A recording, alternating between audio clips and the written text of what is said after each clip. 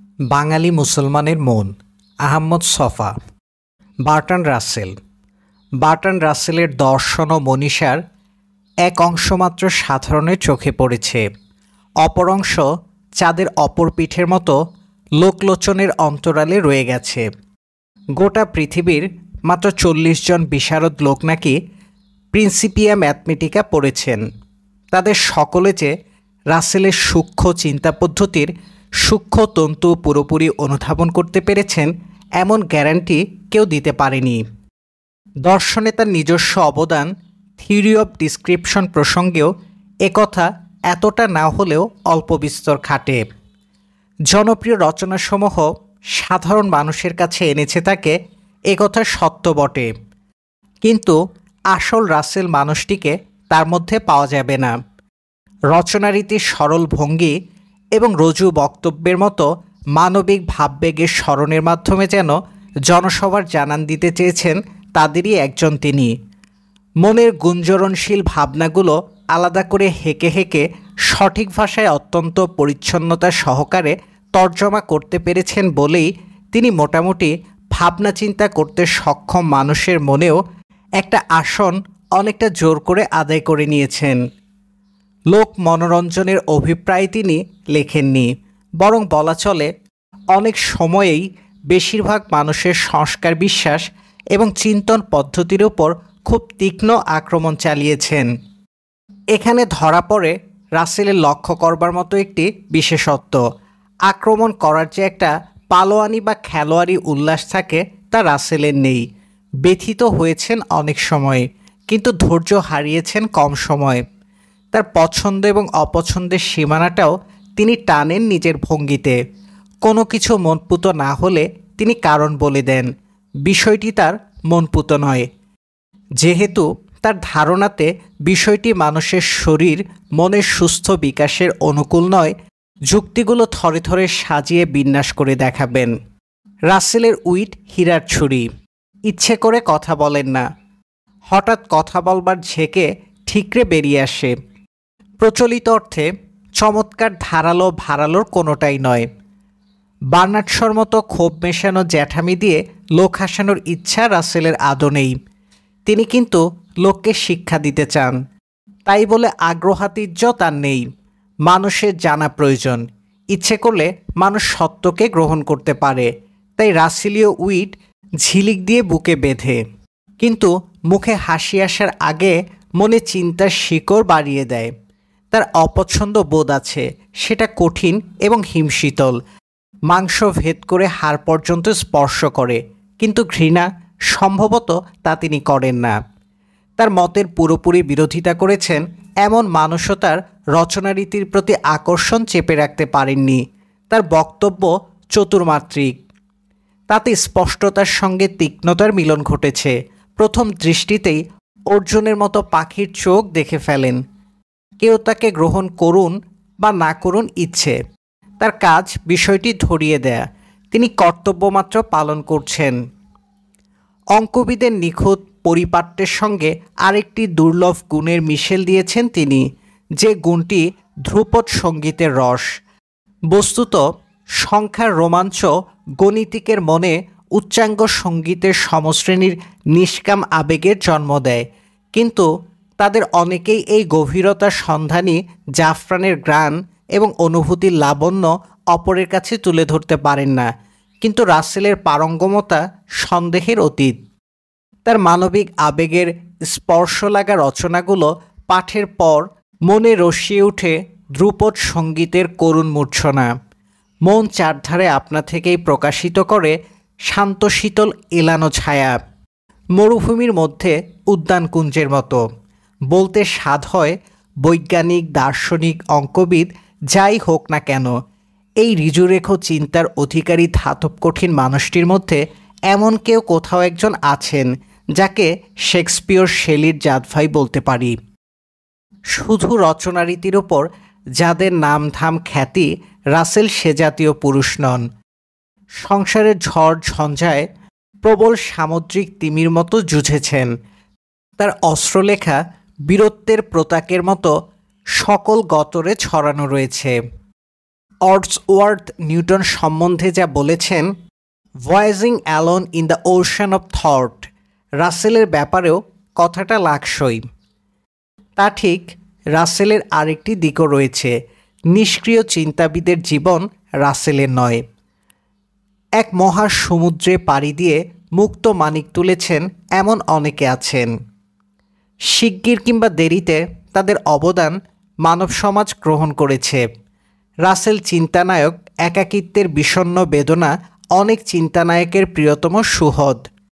চিন্তাভাবনার জগতে খ্যাপার পরশপাথর সন্ধান করেছেন তিনি, কিন্তু নিজে তিনি হয়ে উঠতে চেয়েছিলেন এমন একটা স্বর যা শুধু অরণ্যে আর্তনাদ করবে না, লোকালয়ে, নগরে, জনপদে, মানুষের নিবাসকুঞ্জে ধ্বনিত হবে সে স্বর, নিটল নিঝড় আওয়াজের মতো, এবং মানুষ দেবে তার সানন্দ উত্তর।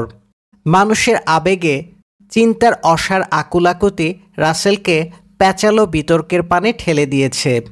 মানুষ মাত্রেই কতক সীমিত নিয়ে পৃথিবীতে আসে।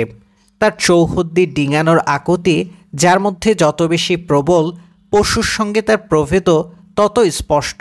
অর্থাৎ তিনি অনেক বেশি মানুষ। ক্রমাগত নিজেকে অতিক্রম করার এ অনিভন্ত উদ্দীপনাকে বলা যেতে পারে মানসিক সত্তার প্রমিথিয়ান রশ্মি। যারা অসাধারণ তাদের মধ্যে এ আগুন অনেক বেশি তেজময়। চেতনার বলয়ে অন্তর্যানের বেশে যে শিখা অবস্থান করে, তার আলোতে বস্তুজগৎ, সমাজজগৎ এবং মনোজগতের উত্তরণের ভাবিকটি ধাপ আগাম প্রতিফলিত হয়। বদ্ধ দরজার ফুটো দিয়ে তেসরা হয়ে যে কটি আলোকরেখা চোখে পড়েছে, তার ওপাশে কি জানার জন্য, দেখার জন্য, অনুভব করার জন্য অন্তরাত্মা আকুল হয়ে ওঠে। শরীরের সমস্ত রক্ত পরামর্শ করে উজান যেতে চায়। এমন ক্ষমাহীন নিষ্ঠুর অস্থিরতা লোমকূপে রিরি করে কাঁপে। কিন্তু মানুষ সবসময় তালা খুলতে পারে না, সবসময় রহস্য ভেদ করতে পারে না। সমস্ত জীবনের উদ্যম প্রচণ্ড ব্যর্থতার অপঘাতে ধুলোকাদায় গড়াগড়ি করে। সুন্দরীর এলোকেশের মতো রহস্য জট পাকিয়ে যায়। অন্তরালে সুন্দরী ডাকে, আয় আয়। মানুষ ছোটে তুরঙ্গম গতিতে। সীমিত বুদ্ধির পুঁজি নিঃশেষিত হয়। পথরেখার দুপাশে পড়ে থাকে সাদা হাড়, মাথার খুলি। সে পথে আবার যায় যাত্রী। বস্তুত রহস্য ভেদ করবার জন্য যে ধরনের বলবান শিলিত বুদ্ধির প্রয়োজন, তা অনেকের থাকে না। নানা কিছুই বুদ্ধির সতীত্ব হরণ করে। বংশক্রম, শ্রেণী, পেশা, জলবায়ু, দেশ, কাল, ধর্ম এবং রাষ্ট্র সব কিছু একযোগে বুদ্ধিবৃত্তির সতীত্ব নাশ করার মানসে ওত পেতে রয়েছে। সেগুলো চেকন চেকন লতার নাগপাশের মতো বুদ্ধির শীর্ষ এপাশে না হয় ওপাশে হেলিয়ে রাখে। স্বাস্থ্যপ্রদ সূর্যলোকে অভিসার করতে পারে না। এইসব কিছুর দরাদরি ছিঁড়ে বুদ্ধিকে প্রাকৃতিক সত্যের মতো করে বিকশিত করাই হলো বিজ্ঞান বুদ্ধি। মানুষ কি বিজ্ঞান বুদ্ধির অধিকারী হতে পারে? প্রখর ইচ্ছে দিয়ে চেষ্টা করলেও পরিশীলন সে আনতে পারে? জন্ম এবং মৃত্যুর পরাক্রান্ত সীমানা মেনে নিয়ে কাজে নামতে হয়। তার জন্মের জন্য সে নিজে দায়ী নয়। যে মানুষের খেয়ালে খুশিতে তার জন্ম, তাদের কাছ থেকে পাওয়া রক্তধারার মধ্য দিয়ে সে তাদেরই সংস্কারের বীজাণু বয়ে নিয়ে যাচ্ছে। তারপরে অসহায় মানব শিশু মা বাপ, সমাজ, সংস্কৃতি থেকে স্নেহ, প্রেম, রাগ, অনুরাগ, ক্ষোভ, দেশ, বিদ্রোহ, বিপ্লবের মাধ্যমে যা গ্রহণ করে, সেসব সংস্কারের জাল তাকে আটকে ধরে। জীবনকে বলা যেতে পারে চলিঞ্চু উদ্ভিদ। আবার আরেক নামেও ডাকা যায় চিন্তান্বিত কামনা। এখন কথা দাঁড়ালো, চিন্তান্বিত কামনা তরুর গতিবিধি কতদূর পর্যন্ত স্বকীয় চেষ্টা, উদ্যম এবং শ্রমে নিয়ন্ত্রিত করতে পারে মানুষ। শিওরে তো মৃত্যু পরোয়ানা হাতে দাঁড়িয়ে আছে। সুদীর্ঘ দিন সুপরিকল্পিত পদ্ধতিতে মেজে ঘষে অবচেতনকে চেতনের স্বরে এনে সত্য মিথ্যা পরখ করে দেখবে সে ফুল্ল অবসর কই। তবু মানুষ এই সংকীর্ণ সময়সীমার বাঁধনের মধ্যে নিজের বুদ্ধি এবং বোধির স্বরূপ যতদূর উপলব্ধি করতে পারে, সিদ্ধি ততদূর। বার্ট্রান্ড রাসেলের সীমিতি কতদূর এবং তা ভাঙার জন্য তার চেষ্টা কত বেশি সানানো এবং পরিকল্পনা কতদূর নিখুঁত উপলব্ধির জন্য আশা করি উপরের কথাকটির প্রয়োজন আছে। বার্ট্রান্ড রাসেল জন্মেছিলেন ইংল্যান্ডের এক বনেদি পরিবারে। তার পূর্বপুরুষদের কেউ কেউ কীর্তিমান ছিলেন। তার বাবা এবং এক জ্যেষ্ঠ ভ্রাতা ছাড়া পরিবারের সকলে ছিলেন আচারনিষ্ঠ খ্রিস্টান। খুব ছোট বয়সে রাসেল মা বাবা দুজনকে হারান, তাই পিতামহ এবং পিতামহীর আশ্রয়ে তাকে শৈশবকাল অতিবাহিত করতে হয়। তারা প্রচলিত খ্রিস্ট ধর্মের শিক্ষায় তাকে শিক্ষিত করে তোলেন। রাসেলের চরিত্রে এবং ব্যক্তিত্বে খাঁটি খ্রিস্টানের কিছুটা রেশ রয়ে গিয়েছে। তাই সে সময়টা ছিল রানী ভিক্টোরিয়ার আমল।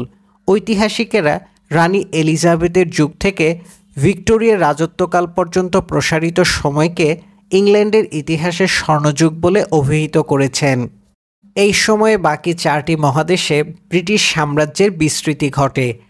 ইংল্যান্ডের যা গর্বের বস্তু শিল্পকলা, দর্শন এবং যন্ত্রশিল্প এই সময়ে বিকশিত হয়। অভিজাত শ্রেণীর ইংরেজ ভদ্রলোক যে জাতিক ও শ্রেণিক বীরত্বের ব্যঞ্জনা মধ্যদিনের অলস স্বপ্নে বলনাচের আসরে অনুভব করতেন, সে পরিবেশেই মানুষ হয়েছেন রাসেল। বুর্জোয়ার উন্মেষ যুগের স্বপ্ন কল্পনার উদ্যমতা যা শিল্প সংস্কৃতির শিরায় উপশিরায় তাজা শোণিতের মতো প্রবাহিনী ছিল। বর্তমান যুগে পটের স্থির চিত্রের মতো স্থবির নিশ্চল হতে পারে, কিন্তু তারও ছিল যৌবন দিন। রাসেল সম্পর্কে আরেকটি তথ্য অবশ্যই প্রণিধানযোগ্য, নইলে তার চরিত্র এবং ব্যক্তিত্বের আসল চেহারাটি ধরা নাও পড়তে পারে। তার বাবা ছিলেন নাস্তিক। তিনি উইলে লিখে গিয়েছিলেন তার সন্তানদের শিক্ষা যেন ধর্মনিরপেক্ষভাবে দেয়া হয়। পরে এ সম্পর্কে অবহিত হলে রাসেলের মনে ঘোর প্রতিক্রিয়া হয়। সুতরাং নির্দ্বিধায় বলা যায় উত্তরাধিকার সূত্রে তিনি নাস্তিকতা পেয়েছিলেন। 19বিংশ শতকের শেষ দশকে অক্সফোর্ডের ট্রিনিটি কলেজে রাসেল ছাত্র হয়ে আসেন। তার পাঠ্য বিষয় দর্শন। তিনি জার্মান ক্লাসিক্যাল দর্শনের শিরোমণি হেগেলের রচনার সংস্পর্শে আসেন। নব্য হেগেলীয়দের বিশিষ্ট একজন হিসেবে খুব শিগগির দৃষ্টি আকর্ষণ করেন। তখন মার্কস এঙ্গেলের উদ্ভাবিত ঐতিহাসিক বস্তুবাদের রূঢ় কঠোর আঘাতে গোটা মহাদেশে হেগেলীয় দর্শন অনেকটা ম্লান হয়ে পড়েছিল। মার্কসীয় চিন্তার প্রভাবে জার্মানি প্রভৃতি দেশে সংঘবদ্ধ শ্রেণীভিত্তিক আন্দোলন পর্যন্ত গড়ে উঠেছে। রাসেল যেহেতু শৈশবে খুবই নিঃসঙ্গ থেকেছেন, সম্ভবত সে কারণে শিগগিরই হেগেলের দর্শনের বাক সর্বস্বতা থেকে নিজেকে মুক্ত করতে পারলেন। ঝুঁকলেন অঙ্কের দিকে। তখন কিন্তু ইউরোপ এবং আমেরিকায় নতুন যান্ত্রিক দর্শন এবং মরমী দর্শনের স্ফুরণ হতে লেগেছে। রাসেলের যৌবনেই কাইজারের জার্মানি ইংল্যান্ডের বিপক্ষে যুদ্ধ ঘোষণা করেছে। তাবৎ ইউরোপীয় শক্তি সে যুদ্ধে এপক্ষ ওপক্ষে অংশ নিয়েছে। লেনিনের নেতৃত্বে কমিউনিস্টরা জারের রাশিয়ার সোভিয়েত রাষ্ট্রের জন্ম দিয়েছে। এই সমস্ত বিষয় একযোগে রাসেল মানুষটির অন্তলোকে রেখেছে গভীর অনপনীয় স্বাক্ষর। উপরের ঘটনাপ্রবাহ ও ভাবনাস্রোতের নিরিখে রাসেল চরিত্র বিশ্লেষণ করলে তার মহত্ব বিরাটত্ব বুঝতে পারব, এমনকি তার অসঙ্গতিগুলো বিচার করতে পারব। প্রথমত, তিনি ইংরেজ। ইংরেজরা বিপজ্জনক রকমের প্র্যাকটিক্যাল মানুষ। সম্ভবত ভুয়ো দর্শনের প্রতি অধিক ঝোঁকের কারণেই সমস্ত ইংরেজ জাতি একজন প্রথম শ্রেণীর চিত্রকর এবং হবসবাদে কোনো বিশাল কল্পনার দার্শনিক সৃজন করতে পারেননি। বস্তুর প্রতি মোহ এবং অবারিত কল্পনার প্রতি সন্দেহসূচক দৃষ্টিভঙ্গি ইংরেজ জাতের একচেটে। রাসেলেরও তা আছে। আত্মকথার গোড়ার দিকে তিনি তা স্বীকার করেছেন। ভিক্টোরিয়া যুগের বনেদি ইংরেজের রুচি তার চরিত্রের গড়নে রেশমি বস্তুর সুন্দর কারুকার্যের মতো ফুটে রয়েছে। নানা পরিবর্তন রূপান্তরের মাধ্যমেও রংছুট হয়নি। আর সে যুগে দার্শনিকরা মনে করতেন যুক্তির মাধ্যমে সমস্ত কিছুর সমাধান সম্ভব। তাকে তাও প্রভাবিত করেছে। শ্রেণীগতভাবে তিনি অভিজাত ছিলেন। কতেক কোমল মানবিক অনুভূতি এবং মানুষোচিত হৃদয়বৃত্তির অধিকারী হতে পেরেছিলেন। বুর্জোয়া নগদ টাকার সম্পর্কে এ সম্বন্ধের উপর প্রচণ্ড একটা আঘাত হেনেছে। অভিজাতকুলে জন্ম চিরকালের জন্য তার বিপজ্জনক বিপ্লবী হওয়ার পথ বন্ধ করে দিয়েছিল। তাই দেখা গেছে চূড়ান্ত সময় যখন ঘটনাস্রোত অস্ত্রের ভাষা প্রয়োগ করা অপরিহার্য করে তুলেছে, তখনও রাসেল দুরূহ পরিশ্রম করে যুক্তি বের করে এনেছেন। সে যুক্তি রাসেলের জন্য সত্য ছিল, পৃথিবী তা গ্রহণ করেনি। ঘটনা ঘটেছে নিজের নিয়মে। রাসেলকে পুরনো যুক্তি আবার নতুন করে ঝালাই করে নিতে হয়েছে। ঘটনাস্রোতের বেগ বারবার যুক্তির গোছালো সুতো আওলা করেছে। বুদ্ধির ভাষা বোঝেন এমন সব মানুষও বিভ্রান্তিতে পড়েছেন। এখানেই রয়েছে তাকে ভুল বুঝার উৎস। কৈশোরের নিঃসঙ্গতা নিঃসন্দেহে তার মনে প্রশ্নশীলতার বীজ বপন করেছিল। ট্রিনিটি কলেজের জ্ঞানের উত্তাপিত আবেষ্টনীর মধ্যে তার সকল অঙ্কুরণ লক্ষ্য করার মতো। রাসেলের সৌভাগ্য তিনি অনেকগুলো যুগান্তকারী প্রতিভার সঙ্গে মানসিক আলিঙ্গন করতে পেরেছিলেন। দার্শনিক জেই মুর, অর্থনীতিবিদ কিস এবং আরও অনেক যুগন্ধর প্রতিভা তার বন্ধু ছিলেন। আশ্বস্ত পরিবেশ যুবকের লজ্জা কেড়ে নিল। সে সঙ্গে নিল আল্লাহ ও খ্রিস্ট ধর্মের প্রতি আস্থা। ভেতরের স্বেচ্ছাচারী শক্তি নিজের পথ কেটে প্রবাহিত হলো। হেগেলের ইতিহাসের দর্শনকে তো অগ্রাহ্য করলেনই, এমনকি অন্যান্য দার্শনিকের ওভারকোটেও আত্মগোপন করলেন না। তার অন্দ্রির সন্ধান শিগগির জগৎকে দেখার, বোঝার, বিচার করার, ঘটনা ব্যাখ্যা করার নিজস্ব একটা ভঙ্গি উদ্ভাবন করল। আনারির চোখেও ধরা পড়বে জার্মান ক্লাসিক্যাল দর্শন থেকে তিনি কতটুকু সরে এসেছেন। রাসেলের দর্শনে মৌলিক অবদান থিওরি অফ ডিসক্রিপশনের বিবরণ অল্প কথায় দেয়া সম্ভব নয়। একটি উদাহরণের সাহায্যে বিষয়ের একটা প্রাথমিক ধারণা মাত্র দেয়া যেতে পারে। ধরুন একটা চোখ, তার বিশেষ আকার, বিশেষ গড়নভঙ্গি আর রয়েছে যান্ত্রিক নির্মাণশৈলী। সূক্ষ্ম সূক্ষ্ম যন্ত্রপাতির প্রভাবে বাইরের আলোকের প্রতিফলনে সক্ষম। যে যন্ত্রটির মাধ্যমে সম্পাদন করে এ প্রতিফলন কর্ম তাকে বলা যেতে পারে অক্ষিগোলক। এর প্রতিফলন কর্মকেই আমরা বলি দেখা। কিন্তু হেগেলীয় দর্শন চোখকে দেখবে অন্যভাবে। চোখের কোনো আলাদা অস্তিত্ব স্বীকার না করে বলবে চোখ মানব শরীরের একটা অংশ। ব্যক্তি মানুষ আবার সমাজ মানুষের একটি অংশ।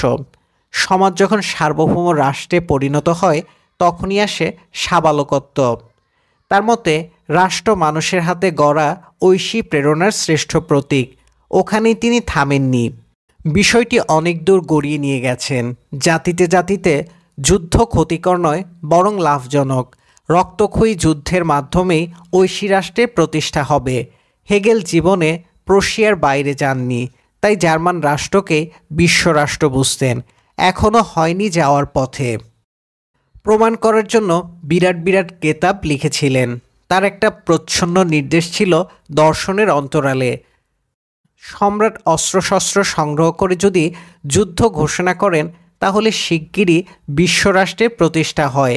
বলা বাহুল্য যে কর্মটি কাইজার এবং হিটলার উভয়ে করেছিলেন। হেগেলের দর্শন নিঃসন্দেহে প্রকাণ্ড মানবচিন্তার প্রকাশ, কিন্তু রাসেলের সে চোখের ব্যাপারটির কোনো সমাধান নেই তাতে। বিষয়টিকে ধরে দেখা, ছুঁয়ে দেখার ইংরেজসুলভ প্র্যাকটিক্যালিটি তাকে হেগেলের দর্শনের স্বর্গীয় উন্মাদনা থেকে রক্ষা করেছে। বিজ্ঞানের সর্বাধুনিক তত্ত্বের নিরিখে বারবার প্রায়োগিক দিকটি যাচাই করে দেখার প্রয়াস পেয়েছেন। বলতে হবে তার দর্শনের এই ভঙ্গিটি তাকে করে তুলেছে সংশয়বাদী। প্রশ্ন না করে, বিচার না করে কোনো কিছুই গ্রহণ করতে রাজি নন। শুরুতে বাঁকা দৃষ্টিতে দেখেছেন বলে লোকে ভুল বুঝেছে, কিন্তু মনটা বাঁকা ছিল না। রাসেলের দর্শনটি নমনীয় নয়, মানুষকে জ্ঞানী, বিচারশীল এবং সহনশীল করার মোক্ষম অস্ত্র। জ্ঞানী করা এবং হয়ে ওঠা এক নয়। শুধু কেতাবের বিষয় হলে দর্শন এবং দার্শনিক দুইয়ের সম্মান অটুট থাকে। দৈনন্দিন জীবনের বাঁকাচোরা ব্যক্তিক, জাতিক, আন্তর্জাতিক সমস্যার সামনে পাঞ্জা লড়ে বেঁচে থাকতে হলে দর্শন এবং দার্শনিক দুয়েরই ভাগ্য গালমন্দ, এমনকি শাস্তি পর্যন্ত জোটে। রাসেলেরও তা জুটেছে। তার দেখার দৃষ্টিতে যা উদ্ভাসিত হয়ে উঠেছে, ঘটনা ঘটেছে ভিন্ন রকম। তাই রাসেলকে মত বদলাতে হয়েছে। তার অভিপ্রায় ছিল মানুষের অন্তরের সত্য এবং জগতের সম্বন্ধে একটা স্থির সিদ্ধান্ত টেনে আনা। তাতে করে সাধারণ মানুষ তার চিন্তার সূত্র ধরতে পারেননি। অনুরাগী এবং বন্ধুজনের কাছেও রাসেলকে বিদঘুটে মনে হয়েছে। বস্তুত তিনি অঙ্ক, নীতিশাস্ত্র, ন্যায়শাস্ত্র এবং মনোবিজ্ঞানের নীতি মাংসল মানুষের জগতে প্রয়োগ করতে চেয়েছেন। ওই সকল শাস্ত্রে রাসেলের সিদ্ধান্ত অনেক বেশি সময় কার্যকরী। দলমত নির্বিশেষে অনেকেই মনে করেন বিশেষ বিষয়ে তার মতামত অনেক বেশি মূল্যবান এবং তা যে টেকসই হবে দ্বিমত পোষণ করার মানুষ খুবই অল্প। উদাহরণস্বরূপ বলা যেতে পারে, উদারনৈতিক রাসেল স্বাধীনতা সম্বন্ধে যে ধারণায় এসেছেন, মার্ক্সবাদী ক্রিস্টোফার কর্ডওয়েলও ভিন্ন দৃষ্টিকোণ থেকে প্রায় অনুরূপ সিদ্ধান্তে পৌঁছেছেন। এখানে একটা জিনিস ভেবে দেখা রয়েছে।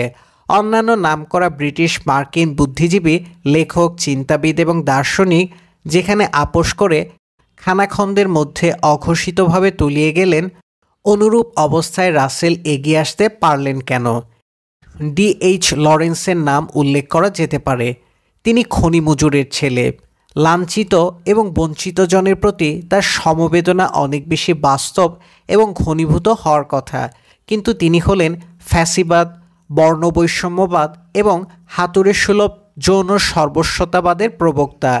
আমাদের গোড়ায় ফিরে যেতে হবে।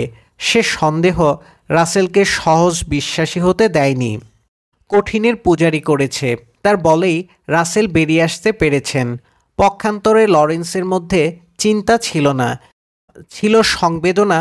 অনর্গলিত পথেই তীব্র বেগে গ্যাসের মতো বেরিয়েছে। রাসেলের ভুলচুক আছে, কিন্তু তিনি চলমান মানব। তার জীবনপথের ধ্রুব নক্ষত্র দুটি, এক সত্য, অন্য স্বাধীনতা। সত্য বলতে চ্যাপ্টা এবং গোলাকার যুগপথ, সেরকম কোনো পদার্থ নিশ্চয়ই রাসেল মনে করতেন না। সত্য চলমান, সত্য সজীব, সত্য বাঁচার আনন্দে কবির কাব্য। বিজ্ঞানীর গবেষণায় শ্রমজীবী মানুষের ঘাম, শ্রম, সংগ্রামে নিত্য মুকুলিত হচ্ছে। জ্ঞান এবং জীবনকেও তিনি দেখেছেন একটি বিশেষ দৃষ্টিকোণ থেকে। মানুষের জীবনের চারধারে যে অদেখা অন্ধকার কুহুক সৃষ্টি করে, জ্ঞানের শানিত তলোয়ারে হত্যা করে জীবনকে দেখতে চেয়েছিলেন প্রবাহিনী নদীরূপে। জীবন সুন্দর হবে, সুখী হবে, বলিষ্ঠ ভাবনা সমৃদ্ধ হবে এবং আকাশের আয়তনে মাথা তোলা সবল ওক গাছের মতো বাড়বে। তাই তিনি জ্ঞানী হতে চেয়েছিলেন। 1918 সালে কারাগার থেকে লেখা একটি চিঠিতে তা কিভাবে ধ্বনিত হয়েছে তার অংশবিশেষ উদ্ধৃতি দিচ্ছি। I want to stand at the rim of the world and peer into the darkness behind and see a little more than others have seen of the strange shapes of mystery that inhabit behind that unknown night. I want to bring back into the world of man some little bit of wisdom. There is a little bit of wisdom in the world. Heraclitus, Spinoza, and a saying here and there. I want to add to it, even if only ever so little. এই কথাকটির মধ্যে renaissance যুগের শিল্পী মিকেলাঞ্জেলোর আদম মূর্তির সম্মোহিত তরুণের স্বপ্নময়তার সঙ্গে যে বলিষ্ঠ বাসনা ফুটে বেরিয়েছে, তেমন একজন মানুষের বুকের হৃদস্পন্দন শুনতে পাওয়া যায়, যার কামনা প্রথমে মানুষটির মতো অবশ্য বাইবেলীয় অর্থে নয়। তিনি পুরনো কোনো কিছুতে নির্ভর করতে চান না। অতীতের জ্ঞানীরা ধ্যান দৃষ্টিতে যা দেখেছেন তার বাইরে দেখতে চান, বাড়াতে চান নিজের পৃথিবীর সীমানা। সে দেখা শুধু রাসেলের দেখা নয়, তার যুগ, তার জেনারেশনের দেখা। তাই যতই দিন যাবে রাসেল স্বচ্ছ হয়ে উঠবেন। রাসেলের আত্মকথা পাঠকের দুটি নেহায়েত মামুলি টুকিটাকির প্রতি দৃষ্টি পড়তে পারে। প্রথম যৌবনে তিনি খ্যাতি, প্রতিপত্তি কিছু কামনা করেননি, শুধু চেয়েছিলেন সন্তানের জনক হতে। একেবারে আদিম কামনা। জুলো হটেন্টের সঙ্গে কোনো প্রভেদ নেই। প্রথম সন্তানের জনক হওয়ার সংবাদ এমন বিভোরানন্দে পরিবেশন করেছেন, নেহায়েত জৈবকর্মে বিরক্ত মানুষের মনেও এক ঝলক দক্ষিণা হাওয়া সমীরিত হয়। এই মানসী আবেগটি রাসেলের অমরত্বের কারণ। তিনি বিশাল পুরুষ, বিখ্যাত মানুষ। কণ্ঠস্বর আটলান্টিক প্রশান্ত মহাসাগর পেরিয়ে 5 মহাদেশের কানে কানাকানি করে। এমন বিখ্যাত মানুষের আনন্দিত হওয়ার জন্য সুগায়কের গানের একটি কলি, জাট শিল্পীর ছবির একটু দর্শন, সবুজ বনানীর একটু অন্তরঙ্গ নিবিড় ছোঁয়া, এই যথেষ্ট। হাসি পাওয়ার মতো সাধারণ। সমস্ত অসাধারণেরাই অতি বেশি সাধারণ, কথাটি বোধ করি সত্য।